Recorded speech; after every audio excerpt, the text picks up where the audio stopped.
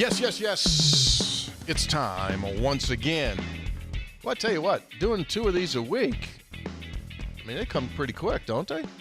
They happen fast. It's like boom. It's almost like we were just here. But there's stuff to talk about. So we are delighted to be back with you. 3 guys before the game. Title of the show. This is episode 480, by the way. 480.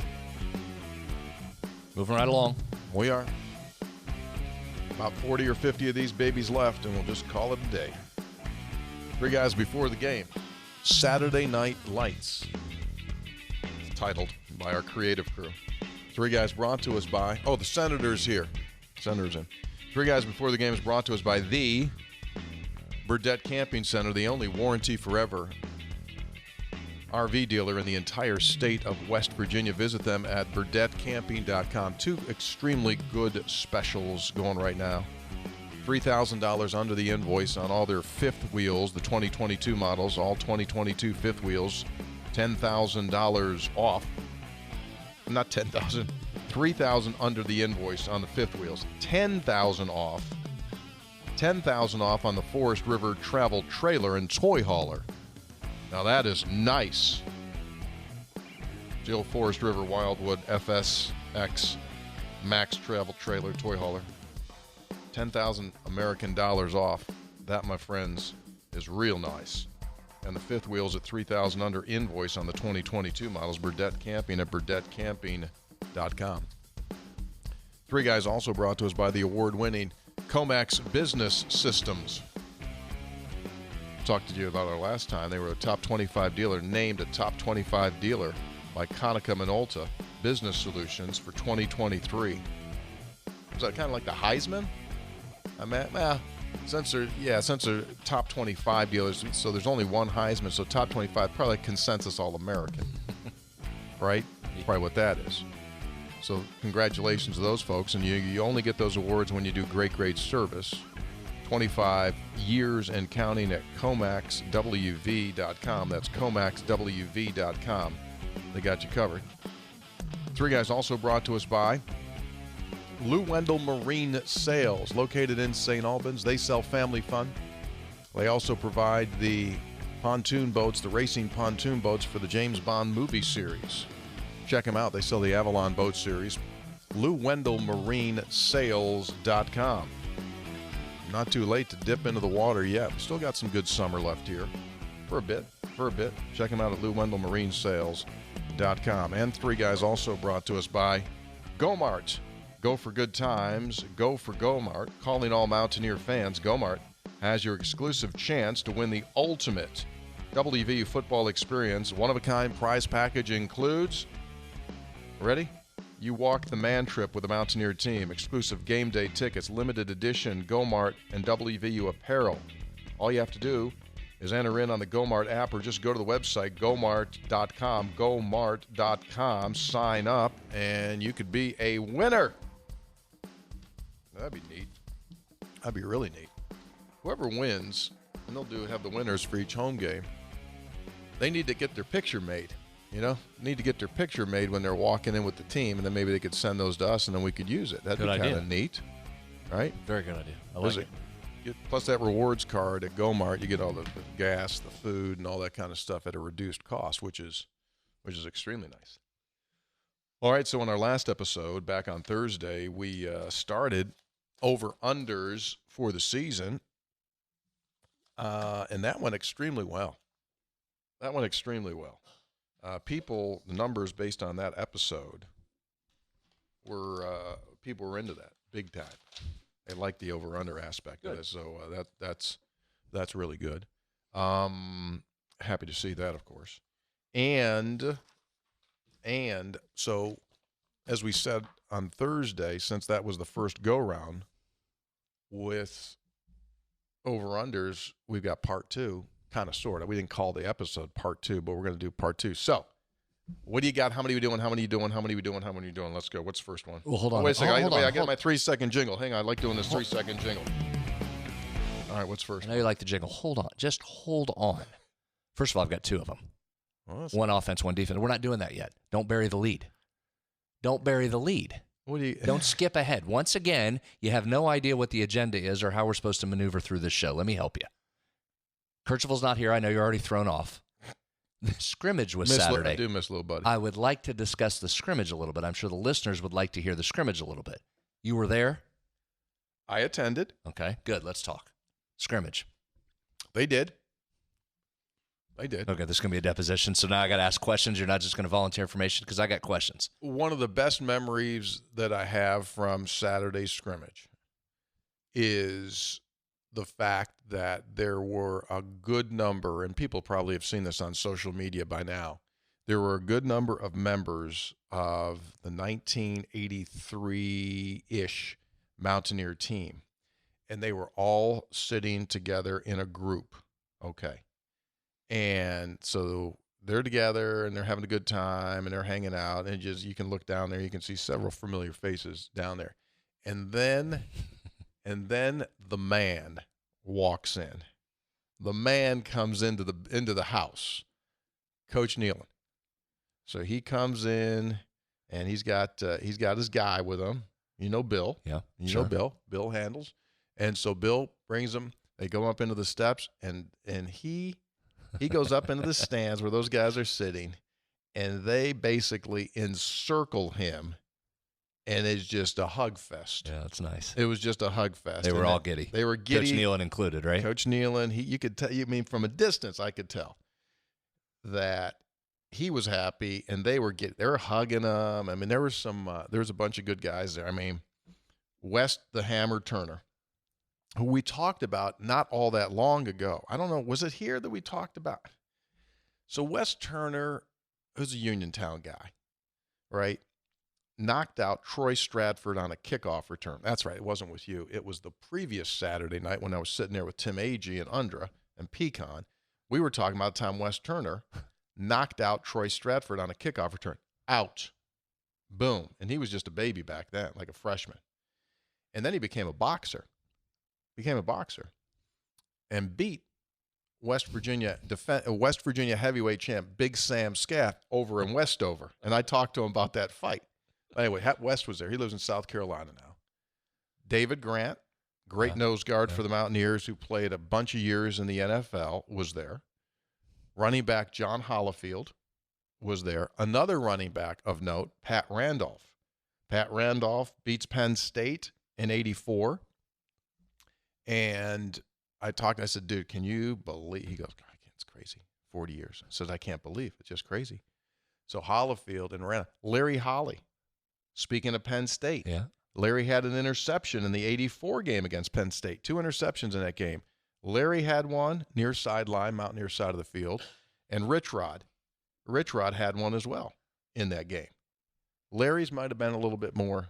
I mean, it was right at a key moment of the game.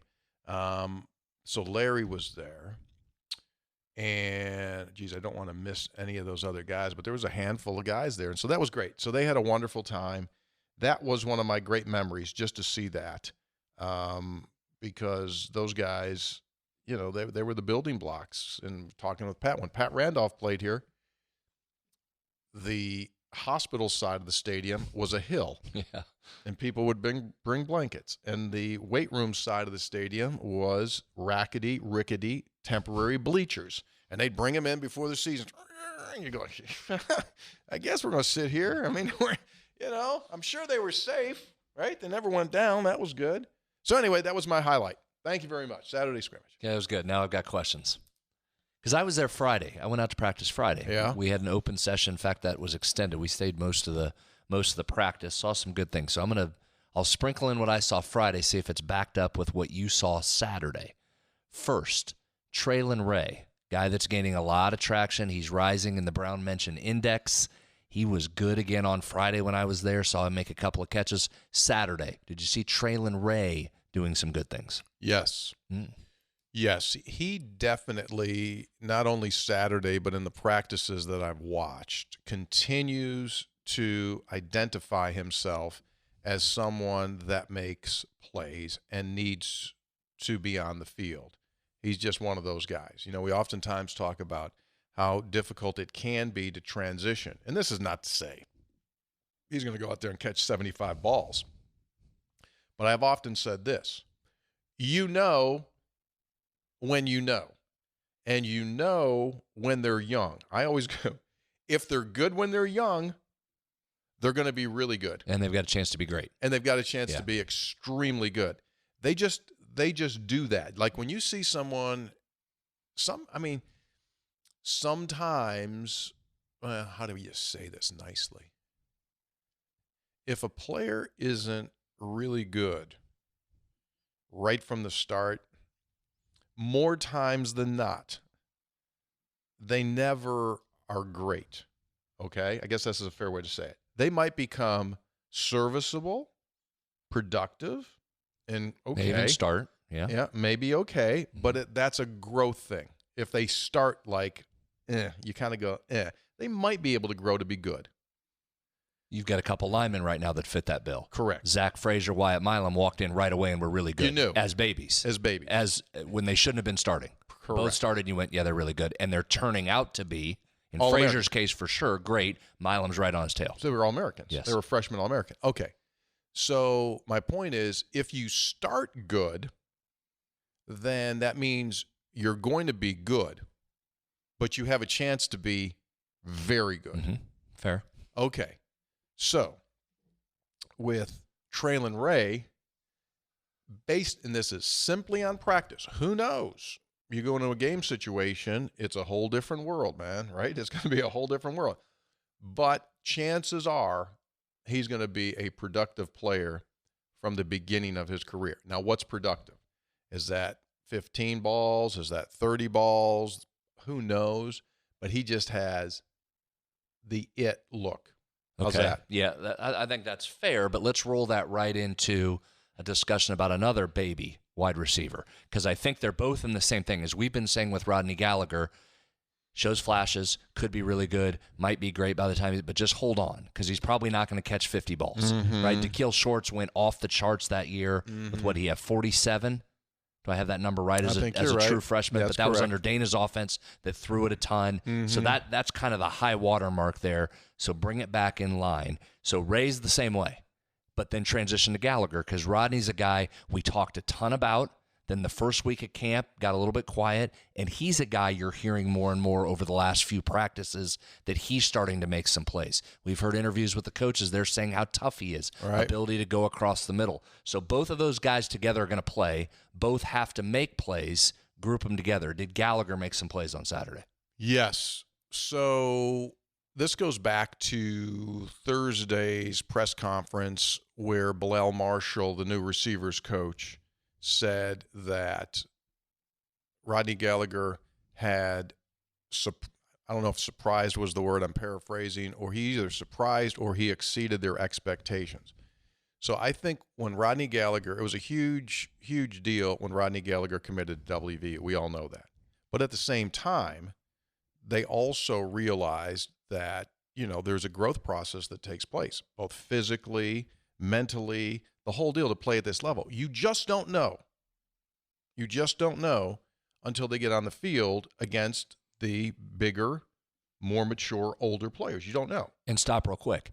He was such an elite basketball player. He played hoops late, so got a little later start here. 1. 2, remember, he wasn't a receiver last year in high school. Correct. He had played quarterback most of the last couple of seasons, so he also had that learning curve on top of just being here for the first time. Okay, go ahead. So, like, if Rodney Gallagher were a stock, if he were an equity, I think West Virginia bought him, so to speak, recruited him, you buy, okay, just that didn't sound, you know what I mean? Well, it doesn't matter. You can say that now. I mean, yeah, I guess you could. Yeah, you didn't commit any violation there. When they acquired his services, my guess would be that they thought that they were buying a growth stock.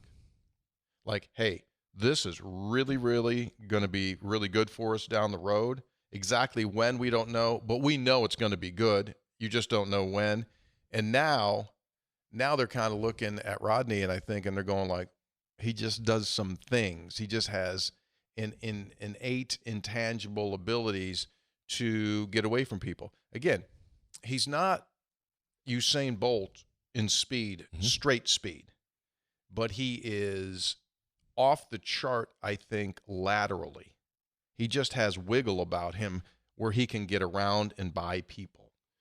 And as you pointed out, and Neil pointed this out last week, he's also, and we always say, like, what happens when the ninth graders plays against the 12th graders? Well, a lot of times the ninth graders go like, ooh, this is a little bit too big for me. And so he sticks his face in there. He'll block, and he'll make difficult attempts to catch the ball in traffic, where a lot of guys get alligator arms, right? Kind of goes like this. They don't. Right, that's more of like a frog or something like that. You know what I mean? So anyway, yeah, and you know who else blocked? Going back to Traylon Ray, he'll block, and that'll keep him on the field too because he'll block. Okay, you like both of them. All right, third, encouraged. I'm staying in the receiver category here, and this may foreshadow an over/under coming up. Cole Taylor on Friday when we were there made an unbelievable 50-50 ball catch with a defensive back. Might have been a linebacker. Not quite sure who was on him. Somebody was draped all over him and right up with him. I mean, Taylor was up fully extended, and the defender was right with him. Taylor comes down with a big catch, gain of 8 or 10, first down move. The sticks was a great catch. Cole Taylor. See much of him on Saturday? I don't even remember seeing him Saturday. Okay, I don't like that. I mean, he may have been in and out. He may have been out. There's about 8 guys or so that didn't participate. Okay, we'll come back to Cole Taylor. I mean, I don't even remember him being out. Quarterbacks. Yeah. Quarterbacks. I think we're going to be fine. I felt more encouraged coming out of there Saturday than I had in any of the previous workouts, which is good, which is supposed to happen, right? You're supposed to be going like this as a team. You're supposed to be getting into sync and things like that. I saw plays from both of those guys that were very productive. And, Garrett's playing like a guy that the light bulb has gone on, and he's totally comfortable with what they're asking him to do. Okay.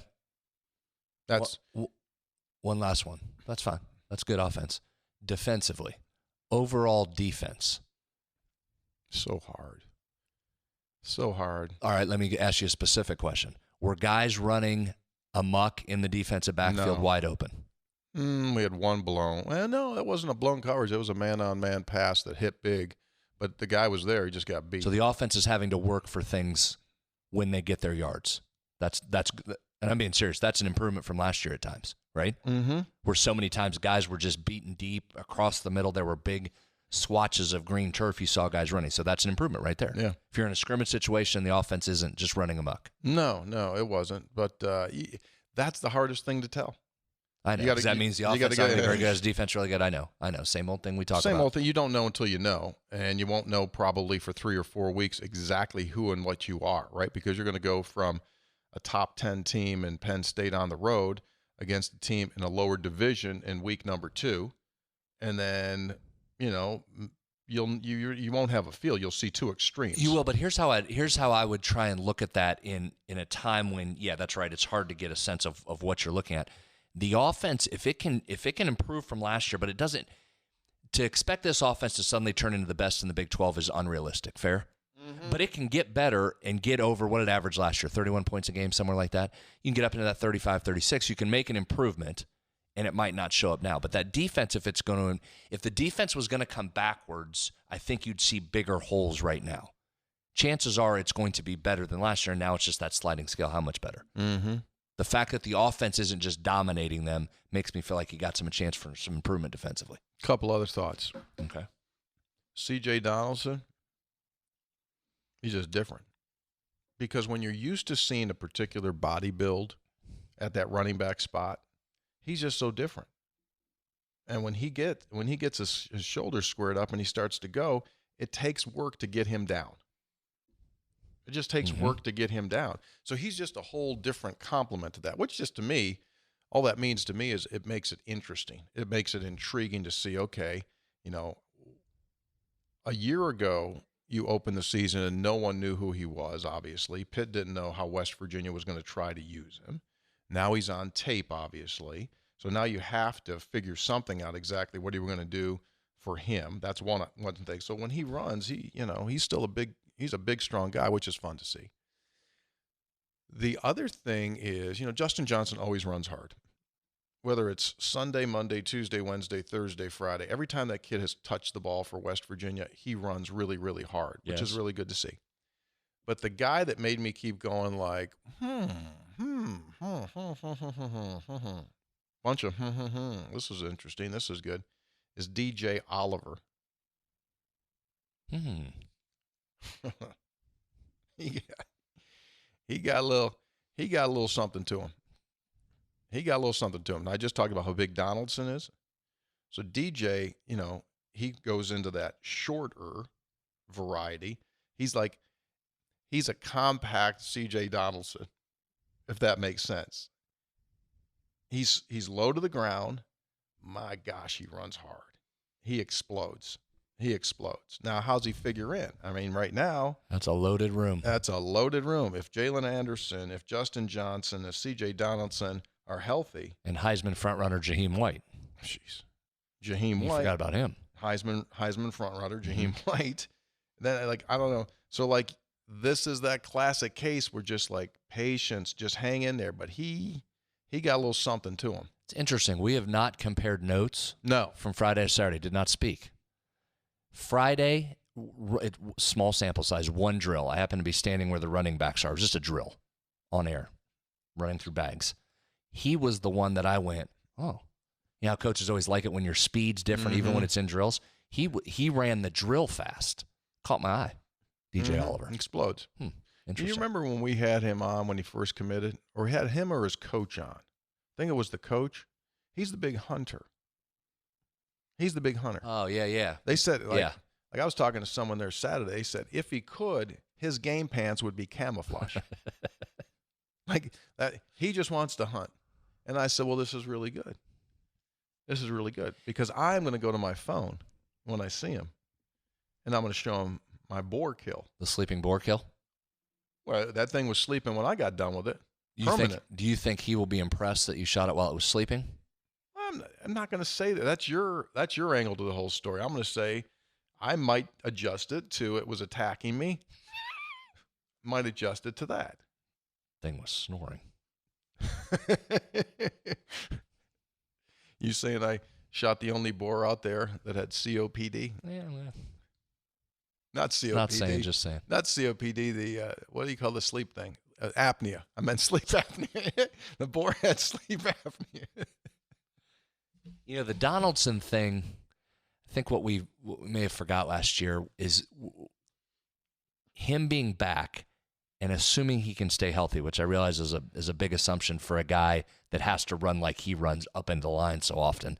The third and fourth down options for this team, I continue to say this, the playbook should expand this year because you've got these options with the mobile quarterback, with him, right? West Virginia was top 5 last year in fourth down conversions. Gives you some options on third and fourth and short here. Behind that line with a big back like that.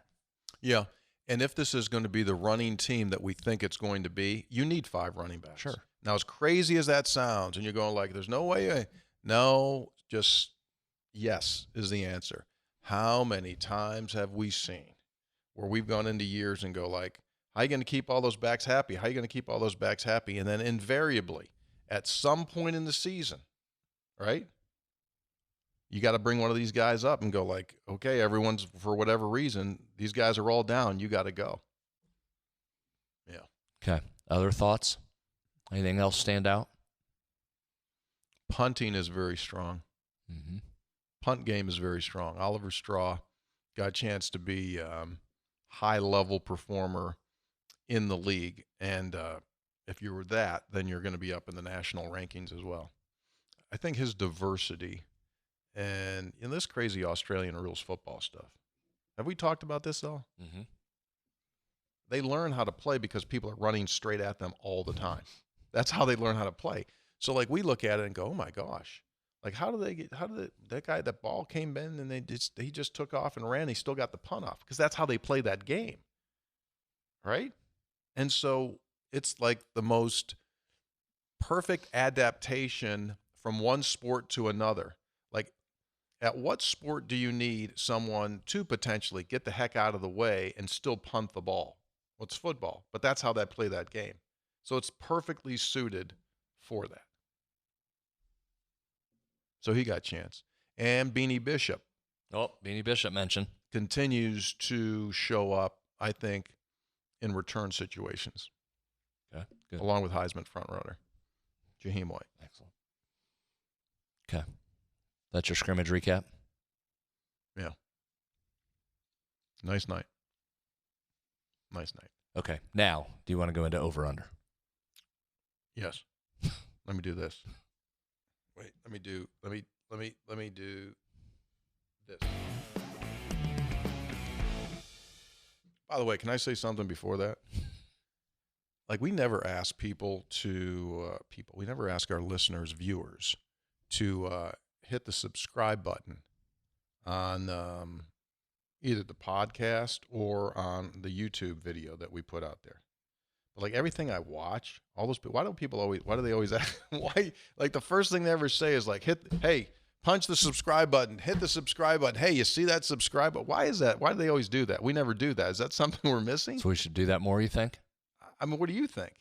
Probably, right? Yeah, probably. Go ahead. Okay. Hey, if you're a big Three Guys listener, if you catch the audio version, subscribe wherever you listen to your podcast. And if you watch it on the YouTubes, please hit the subscribe button. Thank you. All right, go ahead. All right. Are these good? Huh? Are these good? Are these good over-unders? Yeah. I think so. I've got two of them. I've got one offense, one defense. I gave you a hint earlier. First one's going to be about Cole Taylor and tight ends. Didn't we have an over-under on tight ends last year? Probably. I don't remember. You think I remember last year? No. So here, part of I'm intrigued with Taylor from the size aspect, and we've said this over the Neil Brown tenure here. It seemed like because of the Michael Laughlin injury, the tight end was never featured as much in this offense as Neil would probably like it to be. Fair. Right? There were times when Laughlin in particular was healthy that they tried to get him the football, and it was a real weapon. But he just couldn't stay healthy. On incredibly bad injury luck for Michael Laughlin. So now that you have a big, long, pass-catching tight end, how much are you going to be able to use him in particular? And I know Traylon Davis, they like him, and you've got some things you can do formationally. But let's stay with Taylor for a second, okay? Yeah. So what I did before I got to Taylor specifically, I went back since Neil has arrived and compiled some overall numbers on the tight ends. Historical data? Last 4 years. Okay. 4 seasons, okay? Here's what I found. In the last 4 seasons combined, West Virginia has had 63 catches for 491 yards and just 2 touchdowns out of the tight end position. 15 catches a year. 15.8 rounded up, 15.75 rounded 8. On average, 15.8 receptions per year, 122.8 yards receiving on the year, and an average of half a touchdown per season. Paltry. Numbers that you would think should go up. Mm-hmm. So it brings me to this. Yeah. Got to thinking. Can Cole Taylor double the average number of receptions from the last 4 seasons all by himself? Over under 31.5 catches. Under. In 2023. Did I answer too quick? Yeah. 31, man. It's 2.5 a game. I'm thinking 2. I'm thinking 24, 25. I'd be interested to see what your take on that You've got is. unproven receivers. Devin Carter's really your only guy that's done it at this level consistently. Mm-hmm. You're going to need to find some guys to throw it to. We just mentioned 2 of your more talented guys are true freshmen. Yeah. Right? So they're not going to catch a ton of balls, most likely. Someone's going to have to catch passes. 31.5, you're under?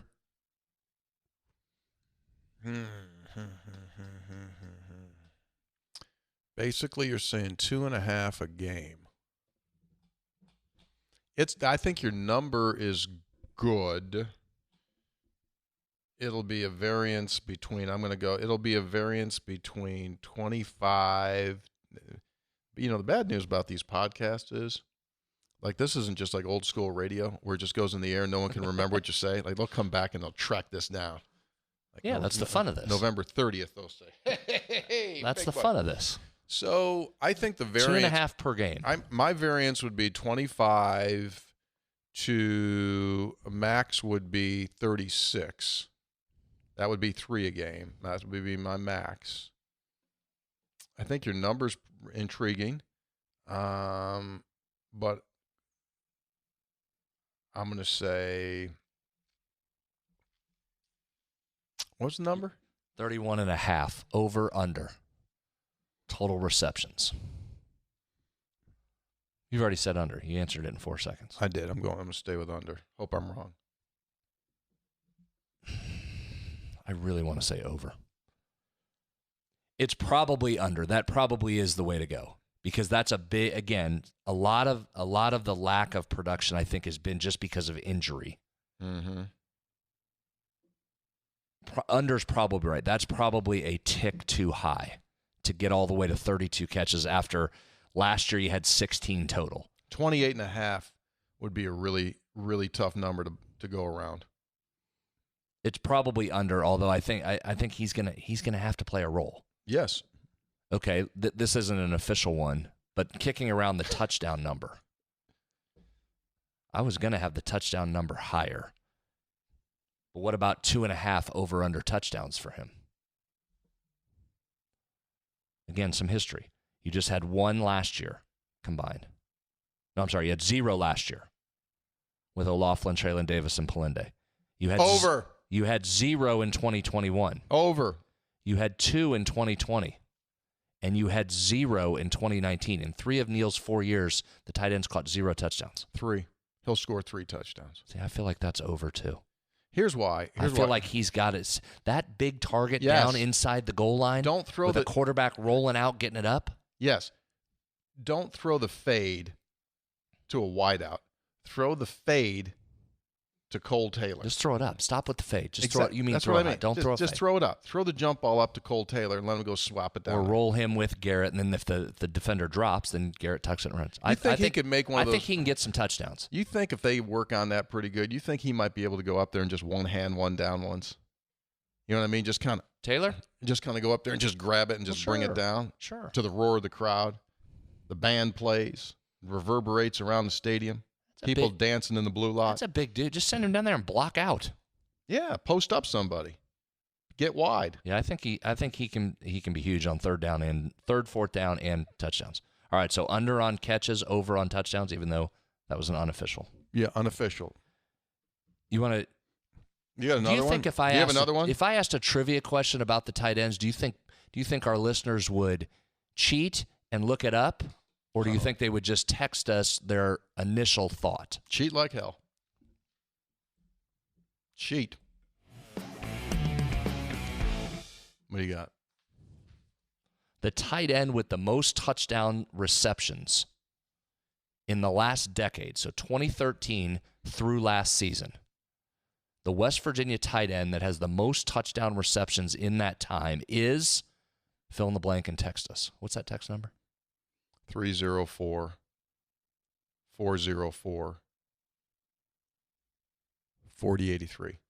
304-404-4083. That's 304-404-4083, and I really hope that's the right number. Oh, look, it is. 304-404-4083. Okay, text us. West Virginia tight end with the most touchdown receptions over the past decade, 2013 to 2022. Okay. Okay? Got it. I'll reveal the answer next week. Okay, ready? Second one? Oh, yeah, hang on. Hit it. Let's talk interceptions. Shall we? Not. What do you us gaining them or us throwing them? Gaining. Oh, okay. All right, cool.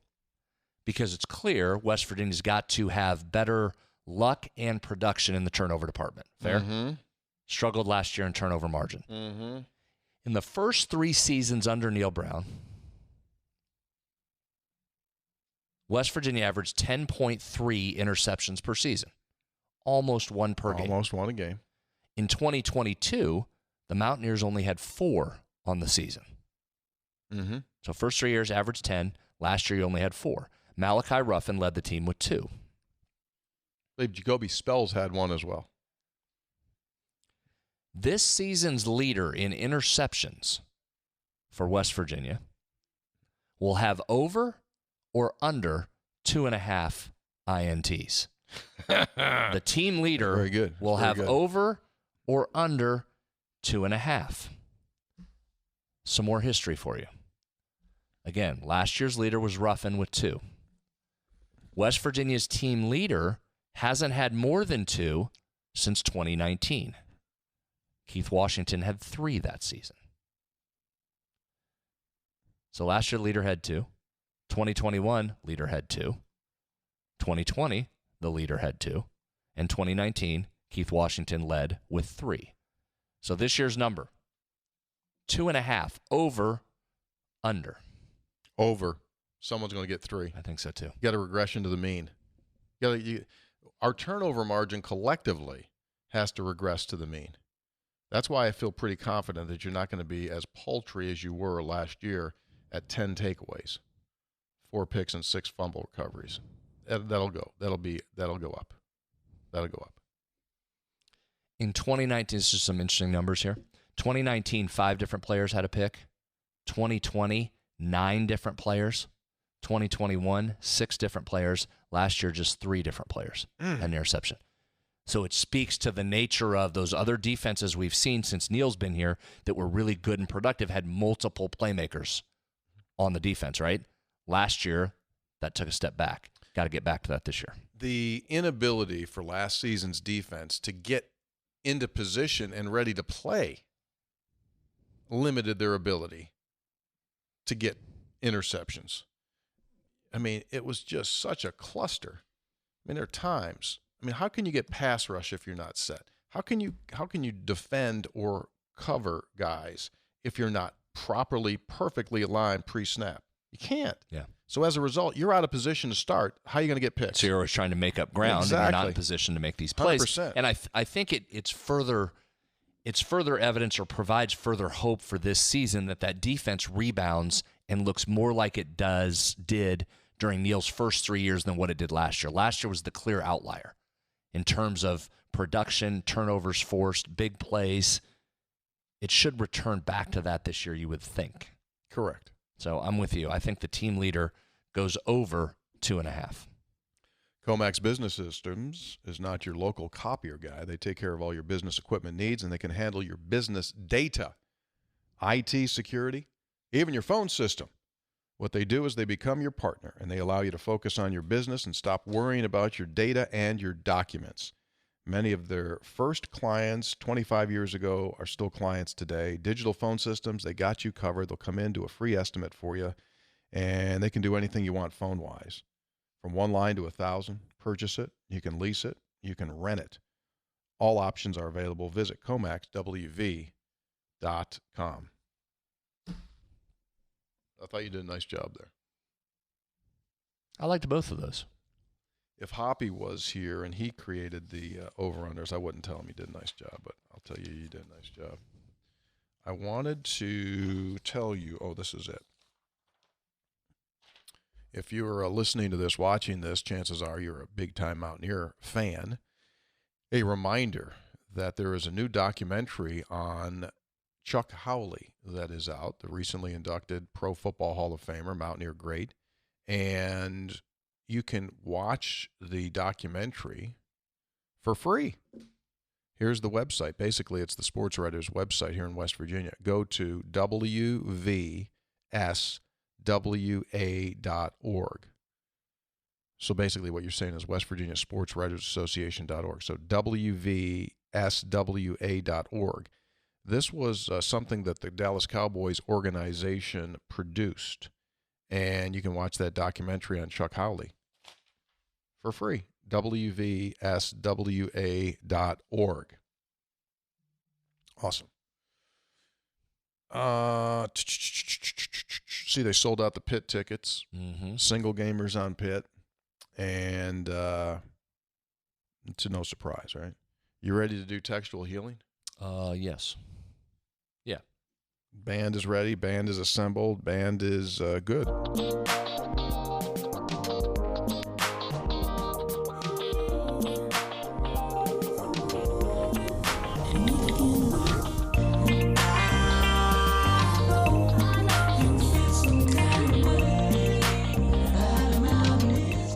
Textual Healing. Call us anytime, 304-404-4083, 304-404-4083. Textual Healing is brought to us by, new sponsor, Three Guys. Textual Healing brought to us by episode800.com. Oh, very good. Episode800.com. Go take a look at it. It's the letters to write episode and then the numbers for 800. Episode800.com. There you will see our merchandise and a bunch of different stuff. I think there's new stuff up there, isn't there? I think we got a pool cover. We got a pool cover on there. There's not a pool cover. Yeah, we have some nice stuff. Nice merchandise. Quarter zip starting to populate. Well, sure. It's getting chilly. Friday night I was out, and all of a sudden it got chilly in the air. As I predicted, by the way, leaves are falling. Texter. Hello, Tony. Hello, Tony. Adam from Weirton. I wanted to say I really enjoyed you as our guest speaker Thursday. He's up there in Weirton. I spoke at Weirton, spoke to Hancock County Schools last Thursday. I'm heading into my third year of teaching and coaching in Hancock County. I'm going to be teaching WV history this year, and I can't wait to teach the kids about this great state. Side note, I'm hoping Weirton can get some Kercheval sometime soon. Anyway, take care, and I'm looking forward to more Three Guys episodes. We have had just the worst time, horrific job on our part of getting Kercheval to the Northern Panhandle. I mean, you can't get it up there. Got to work on that. Yeah. Texter. Three Guys, I'm not sure if I should be suspicious or impressed at the salesman's techniques at Daniel's men's store. What does that mean? This will be interesting. Of course, the senator helped me pick out the very best WVU apparel while I was there yesterday, utilizing the ongoing Three Guys promotion, of course. To my surprise, when I get home, I see the Country Roads Trust just released their new polo. Now, I'm not accusing the sales staff of anything, but I think they withheld this information from me hours before release, knowing I would have to return. Needless to say, the new Country Roads Trust polo looks amazing, and people better get them while they're still in stock. Well, there it is right there. That's the Country Roads, that's Trust there. I saw Nico and Rodney Gallagher and Garrett Green all were wearing. They were modeling that. Yeah. Yeah, and they're available at Daniel's. They're out. They were out. But he kind of is accusing you of sliding them over towards something else. I don't know. I mean, they were out. They were sitting right there. If I'm not mistaken, Daniel's had it out on Facebook, too. I mean, very well publicized. Yeah. So you can get whatever you want there. Texter, I work part-time at the driving range in Ogilvy Park in Wheeling, which allows me to play the beautiful courses up here for free. Anyway, I stumbled across this beauty in the shop at the driving range. Since the building has been here since the 1960s, I would assume the pencil sharpeners is just as old. I didn't try using it in fear of getting tetanus from all the rust on it. Yeah. There you go, man. Old school pencil sharpener. Perfect. And that's old school wood there, too. I think that's the original wood. Yeah, but that makes sense in a golf shop especially. Get those little teeny pencils you use on your scorecard. Mm-hmm. Texter. God dang, this is another one from the Northern Panhandle. We're getting inundated by the Northern Panhandle. Heavy. This famous Three Guys quote appeared in the latest edition of Reader's Digest. No one in the history of the English language has ever said anything respectful following with all due respect. That was from Dave Koenig, a comedian on Dry Bar Comedy, and John S. Marshall contributed that. He also sent us a picture of that quote, but John, your picture was 3/4 sideways, and I did not have the technical acumen or the desire to flip it around to make it straight, so rather than making people turn their head like that, I just wrote it out and read it. Texter, Three Guys, for some reason, this round of realignment Hollywood Squares has me bummed out, even though we're safe for the time being. When I think about the obvious bubble of television revenue that is going to burst soon, I'm reminded of two cautionary tales. Baseball cards and Beanie Babies. Both were somewhat scarce at one point. The scarcity created some value. The manufacturers of both flooded the market to gain more sales by taking advantage of the popularity in the short term, but then the scarcity was gone, along with the value and the mystique that consumers were chasing. Well, the TV networks are eliminating scarcity of big matchups. When a high estate plays a powerhouse every week, it's not going to be special, especially when they're 7-5.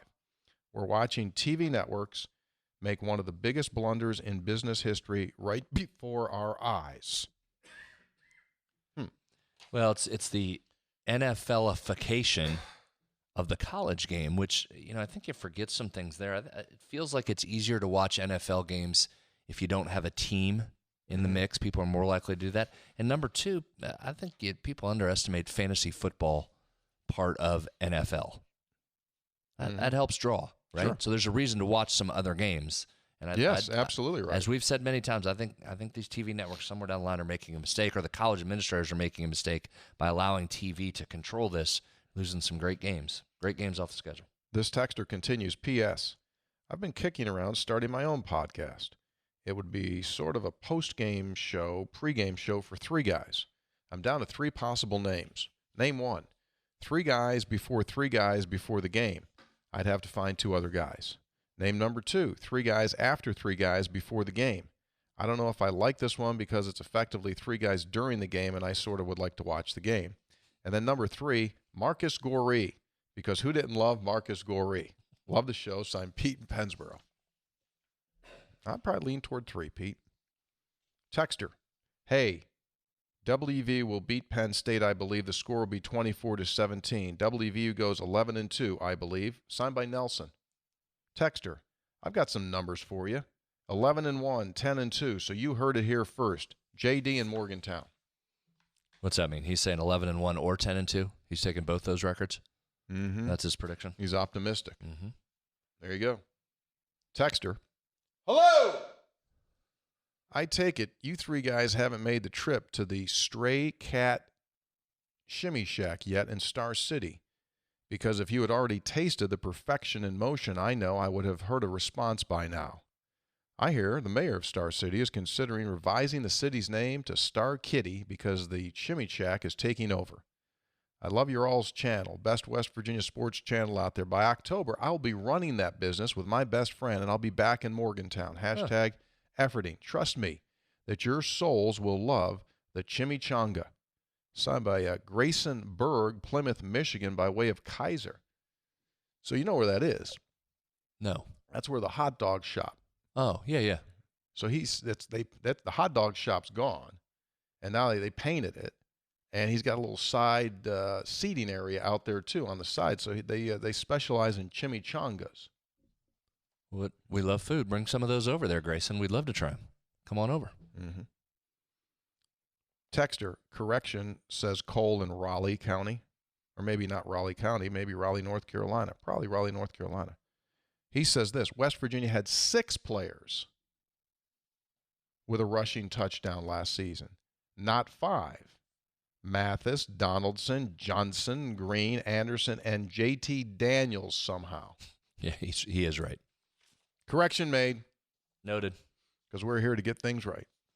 Texter, 3 guys. What are the lyrics to Textual Healing? I hear, ooh, ooh, I know you feel some kind of way at my biz lane? Question mark. When you get that feeling, you need textual healing. I need help with the middle part. Clearly, it isn't at my biz lane, but I can't figure out the actual lyrics for the life of me. I love the show. JD from the Southern Coalfields. I don't know either, dude. But I wrote an email to the author, producer of the song, and he has not responded. I don't know what's going on with him. We must have made him mad at some point, right? Must have. He probably walked. Texter, diehard Beckley Navy Mountaineer fan again. I was being tongue-in-cheek about running the triple option. That takes discipline to run. Help me out. I spent time waiting for Goose Crowder to be given a chance. He either didn't get it or earn it. Which is it? And question, is Troy where West Virginia quarterbacks go to die? Signed by a frustrated West Virginia naval aviator. Well, no, sure he had a chance, but obviously there were guys in front of him that he either obviously he didn't leap over or was willing to wait to leap over. So he did, transfer. Texter, hi, Tony. I've been listening to you since my time at WVU, the Major Harris years. I remember you doing a post-game show from Jambi's Restaurant, Enjoying the Three Guys show. Question: what are your thoughts on Coach Brown calling the plays in lieu of an offensive coordinator? How are you feeling about that? Seems like an important change. Thanks, Michelle, originally from Beckley, but now in Northern Virginia. I've gone on record there, Michelle, as if my record or what I say matters. I'm totally good with it. Totally good with it.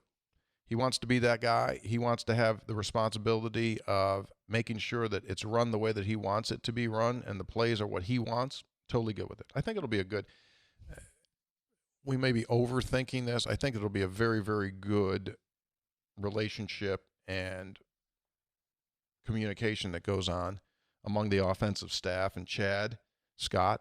So, yeah, I'm totally good with it. I thought he did a nice job of explaining his thought process there in one of his press conferences and basically just said, listen, that's the reason he got a head coaching job is because he had been a good offensive coordinator. Mm-hmm. Best seasons he's had have been when he's calling the plays. Mm-hmm. Take control of it. He's calling the plays. I like it. Greg in Stewart, Virginia writes, hey, guys, good afternoon. Let's talk about Eddie Vesterinen's interview. It was so refreshing listening to him talk about how he embraces the opportunities that this country has to offer. And when asked about NIL, he said it was all distractions. If only spoiled-born Americans could see through the eyes of someone like him, I think WV will be the sleeper in the Big 12. Let's go Mountaineers. All capital letters.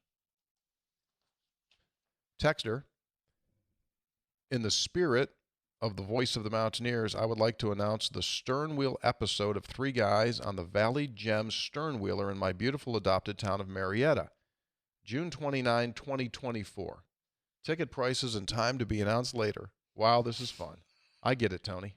More details later. Get on this, Brad, Chris, and Marietta. So I looked up the Valley Gem sternwheel, and I turned it over to our managing partner. That thing will seat a ton of people, and you can actually, shockingly, go up and down the water while you're on the ship rather than just sit there in port. So thank you very much, Chris. You've already got us out over our skis on one event. You don't need to do another one that's in June, so just chill. Thanks a lot, Chris. Texter. Watching and listening to a lot of texters write into the show and talk about 40-team divisions, super conferences. Why not expand on that in its place? The FBS 1A and the FCS 1AA has worked for years. Why not expand that? After all, it was only in place for college football. Radford and Davidson can make the NCAA basketball tournaments but not compete in bowl games. They had their own league. Expand on that. Create 45 to 64 team mega league, then have the rest either combine with the FCS or create the FPS, football playoff series, and then have the FBS and the FCS just keep on trucking. If Marshall, Oregon State, and Lord forbid WVU someday is left out, then there's at least something that's still there to play for. At the end of the day, it's football. FCS must get some ratings because ESPN has their playoffs on TV, and fans and students still care about their school, the bowls too. The schools care about winning the Beef O'Brady's Bowl, but does that most of the country? Probably not. Love the show, fellas. Brian in Tampa. He's soon moving to Columbia, South Carolina. It's kind of Chip Kelly model. UCLA coach, former Oregon coach, just came out recently and said something similar. You know, we had talked here about, I said everything's now like basically like a non-conference game. Right. He said make everything a non-conference game. Have two divisions, FBS, FCS, two different national championships. Among the teams that are up here now, break that off and then have a go at it.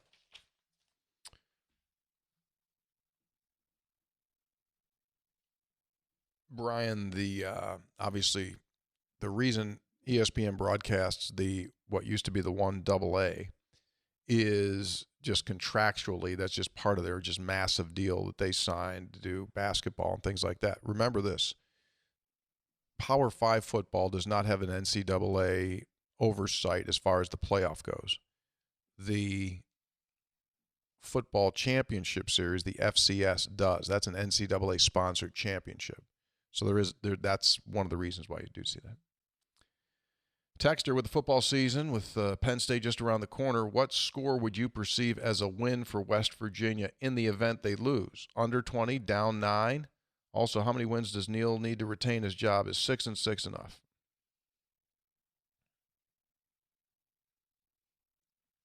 Care to enter in on that at all? Yeah, read again. What score do you perceive as a win for the division event? Under 20, under 9. Well, I some of that has to be, I get the question, and we'll talk more about this in the coming weeks.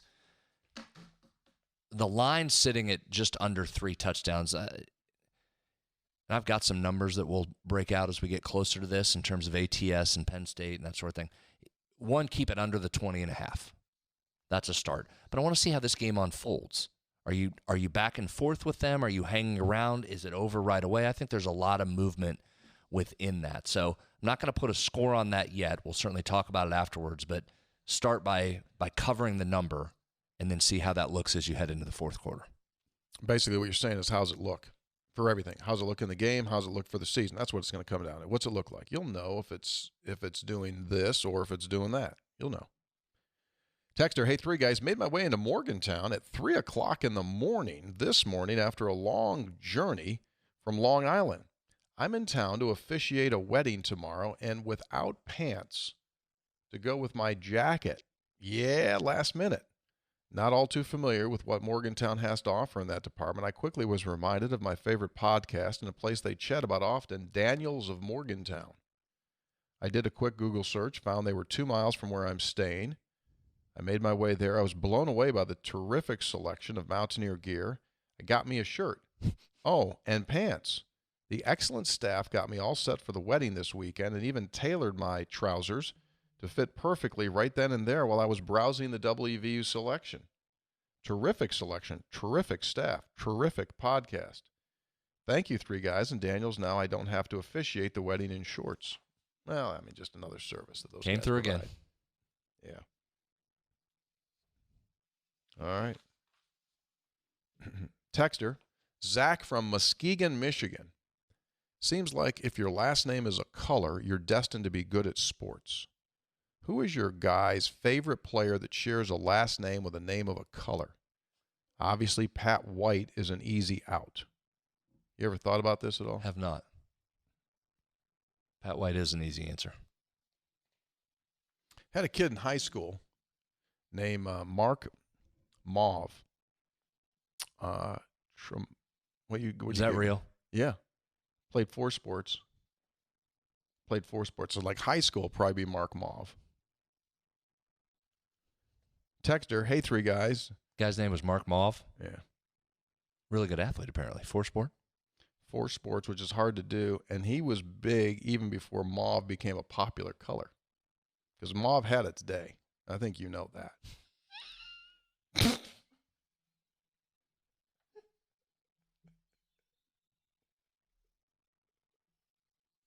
It's got to pass through. You don't get a whole lot on that anymore. Mark was still good. Really good. Hey, 3 guys. Troy from Charlottesville. Been a while since I've texted, but I'm listening every week. Getting more optimistic about the season. Won't be able to watch the first game this year. I'm getting married on September the 2nd. Sadly, I have been told I'm unable to bring a TV into the barn after our wedding reception. Ouch. Most of my extended family will be coming down from various parts of West Virginia, so I figure I'll be receiving regular updates. Hope we come ready to play. Let's go Mountaineers.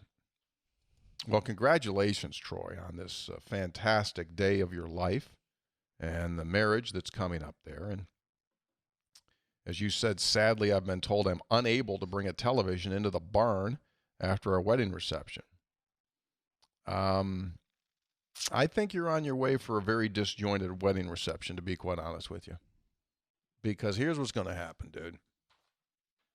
You got these West Virginia people in there. They're going to be locked in. And if you can't bring a TV in, I guarantee you it's going to be a cascade of iPhones and Apple Watches. And you're going to be seeing more. I mean, there might be people getting carpal tunnel by doing this the entire night. Like, yeah. And then you're going to have the walkover crew. And they're going to walk over and know that your new wife doesn't want to hear it. So they're just going to give you the sidewalk. They're going to give you the 17-10, 4 to go in the second quarter. They're going to give you that one. So that's where I'm saying it gets disjointed. Then you're going to kind of, and she's going to see you kind of doing the old neck shuffle. And then what happens is, and I'm assuming there may be spirits and cold beers at your wedding, once that gets going in that barn, people get more and more loose. And basically, it'll start clandestine with like walk-bys, and then it'll be direct shouts across the entire barn. Get rowdier and rowdier. Tied it up, 17-17, 42-yard field goal, final play of the halftime, 7. And she's going to get absolutely, if she doesn't want the TV there, she's going to get sick about it. Well, and if it's close, tied, West Virginia leading coming down the fourth, crazy, you might abandon all decorum and just go straight game watching. Wait, they have a TV. Potentially. Well, I wonder if there's Wi-Fi there in the barn. The If greatest, you're having a wedding reception, you might have some Wi-Fi, which will help the iPhone application. the greatest wedding disruption in West Virginia athletics history took place in March of 1998 when Jared West's brother was getting married at the same moment that Jared West hit the shot to beat Cincinnati to propel West Virginia into the Sweet 16. And his family was watching, if I remember correctly, in the church getting ready to start the wedding, and the thing went blank on the screen just as Jared let that thing go. But the game was over before the wedding officially began. Yeah, but That was good timing. Yeah, but it was like, they were probably lined up, in those lines where the one side the guys, the other side the girls are getting ready to come and do the, walk up the aisle. It was that close to tip-off. It was right there, and it went snowed out. Now, young people don't know what I'm talking about when I say snowed out because they don't know what snow looks like on a television. But kind of like old school buffering. Old school, it was the old version of buffering, yes. That's the all-time disruption. Congratulations on the wedding. Texter, to the guy who says to Hoppy that playing 2 Power 5 opponents is not unfair if we are a top 10 team, it would be even more unfair if we were trying to compete for a spot in the playoff. What if we go Big 12 champs, 12-1 with a Penn State loss, and then get leaped over for a playoff spot by an 11-1 SEC team that didn't make the SEC title game? That extra Power 5 game doesn't help an average West Virginia team, nor does it make the path easier for a great WVU team signed by Troy and Long Island. Well, he's got an opinion there, packed full of juice right there. Well done, Troy. Texter, oh, here he comes. Our boy P1 Jason in Tulsa. He's back 2 straight shows? Mm-hmm. He's getting into the rhythm now. I don't know where he does in the summer. Goes quiet. Hey, guys, just had to fireman's carry my bag the final 2 holes in this 104-degree Tulsa heat because the straps broke. So figured I'd take a little rest and provide the caveat for my position that we can win 8 games, a position first reported by Matt in Tulsa, so Pete Thamel didn't get that one. We must, he writes in all capital letters, run the ball at least 45 times a game. The 2016 world-crushing Mountaineers averaged 44.6, so 45 rushes per regular season game. I'd like to see that number go north of 50. I'll add that my head coaching record does not include a single win, but it doesn't include a single loss either, so technically I'm undefeated. Just to point out that my 150-1 bet on Harmon wasn't a fluke. I also had Zach Johnson at 120-1 to win St. Andrews in 2015, Kevin Na at 45-1 to win the 2018 Greenbrier, and I picked Cam Smith 55-1 to win at St. Andrews last year. And yes, all due respect to the number 4.5, but 4.5 is a joke, absolute joke. Over. Love the show.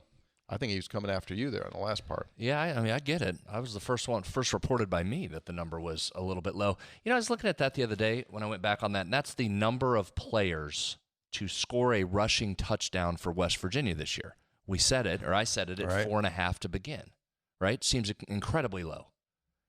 But how about this? In the last 2+ decades, so 23 seasons, there's only been 8 times where West Virginia had more than 4.5 players score a touchdown, rushing touchdown on the season. Crazy. So just a tad over 1/3. So if you put the number at 5, well, let me give you one other one. 4 in every season under Neal except for last year when it was 6, as pointed out by the listener. I had 5 last 6. Mm-hmm. So if you put the number at 5.5 there, you probably get crushed with under money. But 4.5 did seem like a low number.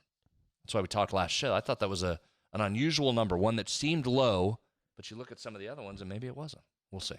For over 4 decades, Lou Wendell Marine Sales has put people into the water here in the state of West Virginia and beyond. Lou Wendell, largest pontoon boat dealer in the state of West Virginia, family-owned for 4+ decades, featuring Avalon pontoon boats, considered the best in America.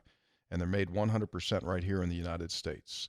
It might be a perfect time for you to either end the season with a beautiful pontoon boat or get ready for next year. Visit Lou Wendell Marine Sales at louwendellmarinesales.com. Texter. Hi, my name is Brady Crisp. I'm originally from Bell, West Virginia, Eastern Kanawha County. I'm a proud grad of DuPont High School, class of 1995, which brings me to my point of the text. Oh boy, here we go. In December of 1992, on a blustery, cold Saturday afternoon, I stood beside you, Tony, and I watched my Randy Moss-led Panthers beat the Brook Bruins 36-7. You see, it was my sophomore year. I injured my ankle playing baseball in the previous summer, so I was unable to play football that year. But in order to stay close to the team, I was asked by the video coordinator to do the wide-angle camera work for the games. And on Saturday, as you called that game for the station up in the Northern Panhandle, I worked the camera right beside you. Oh, this is going to get dangerous. A couple of things I remember distinctly. Now it's going to get real scary. I could tell you were extremely good at play-by-play. On the tape from that game, if you turn the sound up, one can hear a young, stirring Tony Caridi call a few of the plays. Other times, the sound on the VHS tape cuts off, which sucks because even then you were on point on the play-by-play, parentheses, even if you were a little bit Brook biased, but I won't hate. You're Brook biased? Yeah, I'm sure. Anyway, the Northern station, I assume, was signing your paycheck. I'm trying to remember. Like, where was that game going? Like, that was obvious. That was going somewhere. I mean, was it live to tape? Was it for real? I don't know. Okay, anyway, one other thing I recall. Oh, this is good. What do you got? You were desperately trying to get your runner, whose name I forget, to secure a post-game interview with Randy Moss. Your runner kept coming back with, no. Coach Whitman's policy was no interviews for individuals directly after the game. But a young Tony Caridi was not taking no for an answer. That's a surprise. You said to him, come on, and you insert name, I really need you to come through for me. I watched him as he left the Laidley Field press box. He actually asked the first time, but after that, I could see him going down to the bottom of the bleachers, standing there for 5 minutes or so, and then walking back up, never asking anyone anything except for the press box coffee guy for a cup of joe. I struggle with whether to tell you or not. I decided that I didn't want to get the kid in trouble, so I acquiesced. My sincere apologies. I would love to know who that runner was, and do you remember how cold that day was? Wow, there's a whole lot there. So I had someone with me that was a production assistant. We said, go down, let's get Randy Moss interviewed. And then he went once and asked, and then he faked it out and just stood down at the bleachers and then came back up like he was asking. I'd love to know that too. I'd die to know who that was. 1992. Maybe Jeff Jenkins would remember. Maybe Jeff Jenkins would remember. Now, you're not saying it was Jeff Jenkins that did that, of course. Jeff Jenkins would go down there. And he would have probably got the interview. Yeah. Team rules be damned. Yeah, exactly. Jeff Jenkins would have done that. I'd love to know who that was. Who knows? He said, do you remember how cold that day was? I 1,000% remember how cold that day was. Because, and I have not looked at this, but here's my crazy brain. Ready for my crazy brain? Let's go back and find that day. Did he give the exact date of the game? December of 1992. So it had to be the first Saturday of December in 1992.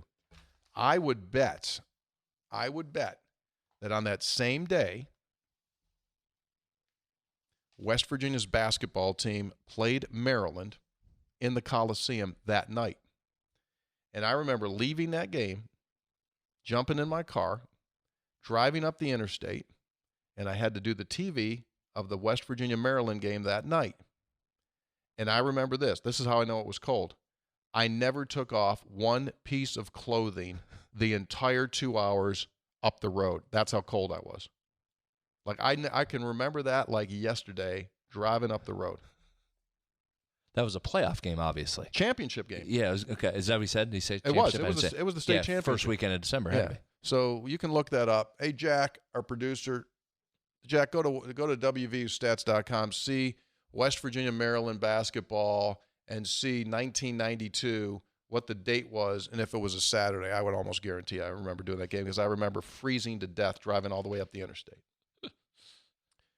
P.S., one more thing. This is directed toward Hoppy. He asked about the word efforting. Efforting became a word when Billy Bob Thornton used it in Armageddon when delivering the news to the movie's President of the United States that an asteroid may be heading toward Earth. In Zoom Doom music, destroy it. The president asked, is this thing going to hit us? And Billy Bob's answer was, we are efforting that as we speak, Mr. President. So there you go. Finally figured that one out. Texter, Wayne from Fredericksburg, I'm looking into the past and into the future. When Coach Brown arrived, the offensive line was bad, really bad. It's taken 5 years to get this promising offensive line. Aren't they all in the same class, either as juniors or seniors? If that's the case, what does the future hold? Does history repeat itself when we go back to building an offensive line from scratch? Thanks. Aren't they not in the same class? No. You're going to lose, obviously, a bunch of dudes. Short answer to your question is this. They have been building, obviously, this line to what you see, but they've also been building behind it. So they feel real comfortable, going forward, that they've got the right kind of guys going forward. Now, are you going to replace the experience level of a Doug Nestor and a Zach Frazier after this coming season? And Wyatt Milam can't leave yet. He's got to play 3. Correct. So this would be one more for him at a minimum. So you don't lose all of them, but you do lose some guys. But, the Tomas Remax, the Wyatt Milam, at least for another year after this year. There's guys there. Solly going to be a player. They feel pretty good of what they have in that room. But obviously what you'll lose is experience. Solomon Weedman. Texter. Hello, Matt from Louisville. Saturday night, I watched my little cousin's high school game in Bardstown, Kentucky. During pregame, they play Sweet Caroline. I'm in a pickle. Do I risk being that guy? I was there with 2 other WVU fans, so I'm proceeding to sing it the right way. A lot of people laughed. And then I heard a guy sing, "Go Pitt, Go." He was sitting right behind me. I simply asked, "Are you a Pitt fan?" He said, "Yes." I said, "See, it brought us together." Thank you very much. Texter, I wanted to give a shout-out to Tyson Bagent. Mm-hmm. He played lights out Saturday night for the Chicago Bears in a battle for their number 2 quarterback spot. He also ran in for a touchdown. Look at his numbers. Pretty good? Yeah, he's been impressive. Congratulations to Tyson. What a fantastic story that's developing to be. Unbelievable high school, collegiate career, and now, all indications are he's making that roster. And he has people excited there in the Bears organization. The NFL's opened that quarterback position too. You can carry a third quarterback this year, which is great. So it looks like he's in great position for that. And as the texter says, he's in a battle to take that backup job. So I was reading It's an awesome story. They used to be able to waive you and then sign you back onto the practice squad. Mm-hmm. But if they try to do that with him, he'll get because then you can go in and grab him off the practice squad. Yeah. Texter, Logan in Greenbrier County. I'm excited for part 2 of the over-under episode. I haven't been this excited for a part 2 of a series since Harry Potter back in 2011. I added the picture above to summarize how everything felt lately, not just the Big 12, but all of college football. There you go. There's a sign. He says, in case you guys are curious of who that is, it's Doctor Strange from the 2018's Avengers Infinity War. Thank you for all the work that you do. Thank you. Thank you. Signed by Logan. Well, hopefully part 2 lived up to the hype. Yeah. Might have a part 3 on that. Really? Might have a couple more. Texter, the more I think about it, Tony is on right track with 7 to 8 different players scoring rushing touchdowns. 7 and 8 I'm predicting. CJ, Garrett, Justin Johnson, Jalen Anderson, Jaheim White, Nico, DJ Oliver.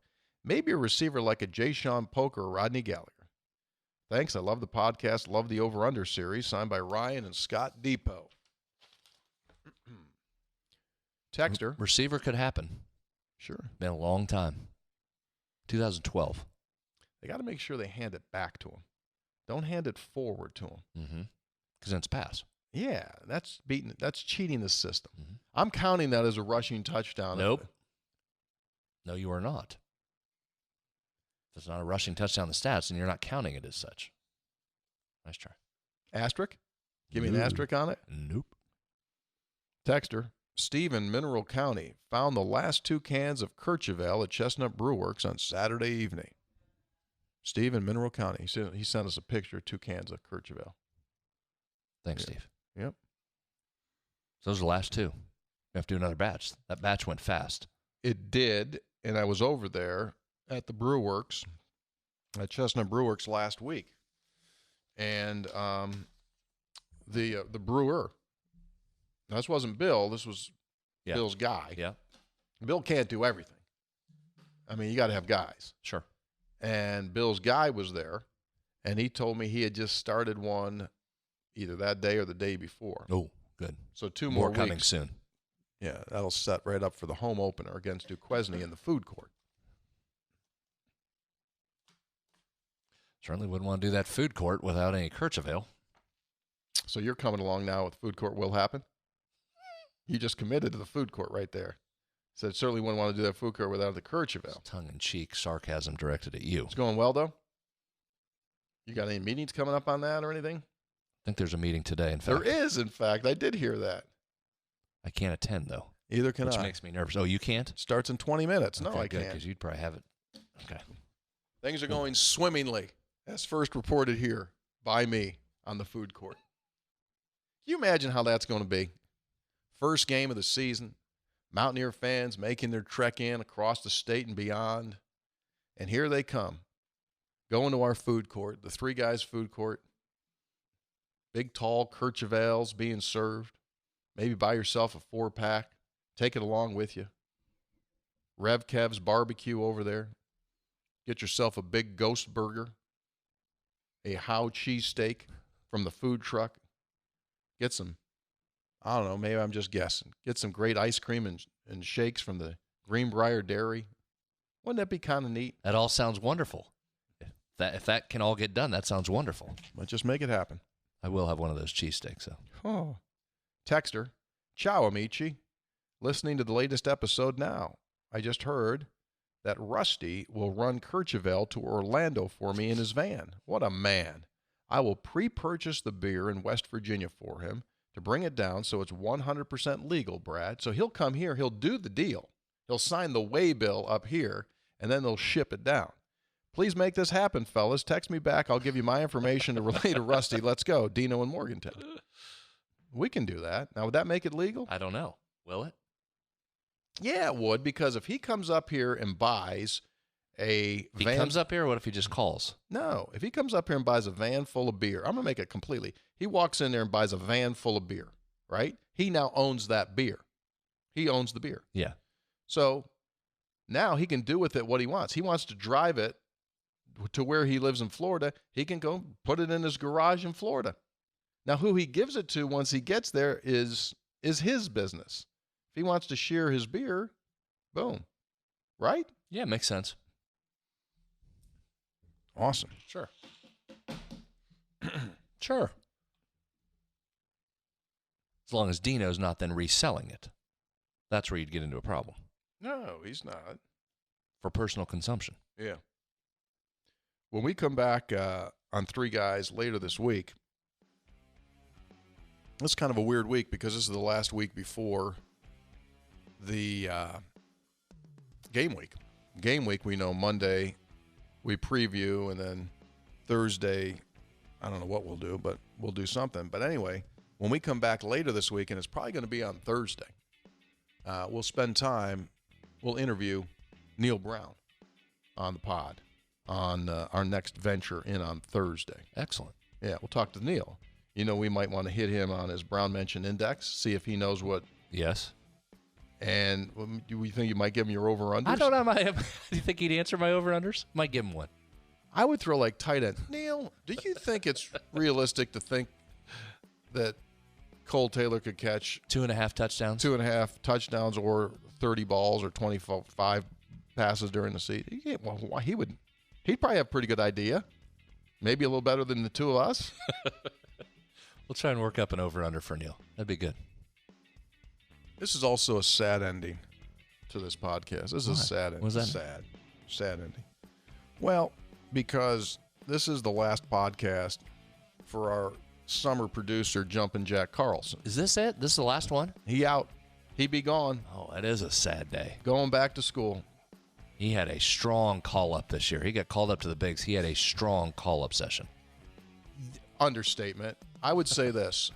As you know, I don't over hype our support staff through the years, right? We had some issues with Taylor. I mean, we brought him along eventually. You know, he became serviceable. I mean, you work him. Yeah, he became fine. But like, if we were to do a statue of an intern, I think you'd be with me on this. Or at least rename the floor. Rename the studio floor here like Jumpin' Jack. Well, you're way out.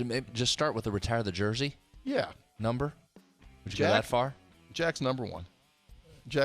So we would retire jersey. So Jack's out.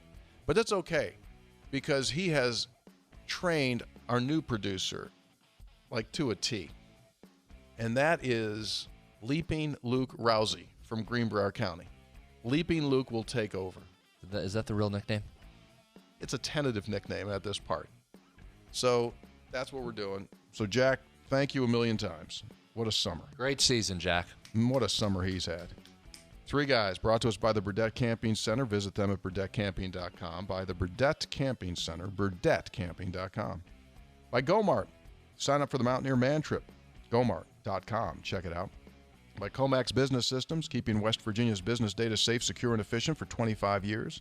Check them out at comaxwv.com. And by Lou Wendell Marine Sales. They sell family fun. Visit them at louwendellmarinesales.com. Thanks for being with us. Y'all be good. See ya. 1, 2, 3, and